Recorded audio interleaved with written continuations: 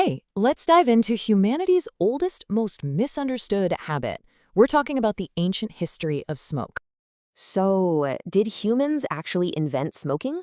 Or did it discover us way before civilization even began? Picture this 40,000 years ago, standing by a dark campfire. No cities, just you and survival. A random plant falls in, smoke rises, you breathe it in, and suddenly your whole reality shifts. We always hear about European explorers discovering tobacco, right? But that skips tens of thousands of years. The standard story says explorers found native tribes smoking and it spread. That's, well, incredibly oversimplified. Prehistoric humans weren't smoking for fun. They just inhaled massive amounts of campfire smoke daily to survive. Different plants released different compounds. Some calmed you down, others stimulated thoughts. It was a total accident. Eventually, an exhausted hunter made a huge leap, going from accidental inhalation to actively craving that feeling. Why? Pattern recognition. It's our deep instinct to remember and repeat things that change how we feel. Here's the wild part. They weren't looking for a recreational high. They were discovering profound connection and meaning.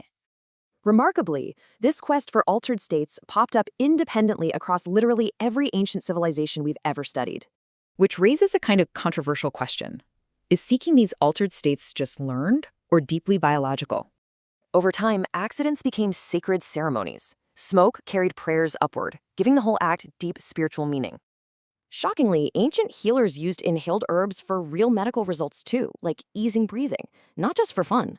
Sharing these campfire rituals built massive group trust, which was absolutely crucial for surviving a totally dangerous world. But then, history takes a major turn. All that deep spiritual and medical meaning completely stripped away. By the 1400s, global trade exploded.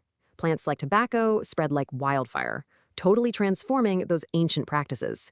Because when the sacred gets commercialized, everything changes. The purpose and scale shift entirely toward making money. Meaningful ceremonies devolved into constant, mass-produced routines. A shared, sacred ritual became an isolated, addictive habit. The crazy part? The plant didn't change. Commercial systems just hijacked one of humanity's oldest behavioral patterns.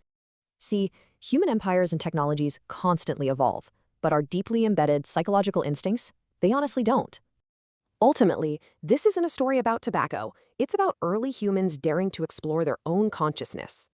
So, is altering consciousness learned culture or ancient human instinct? Tell us what you think in the comments.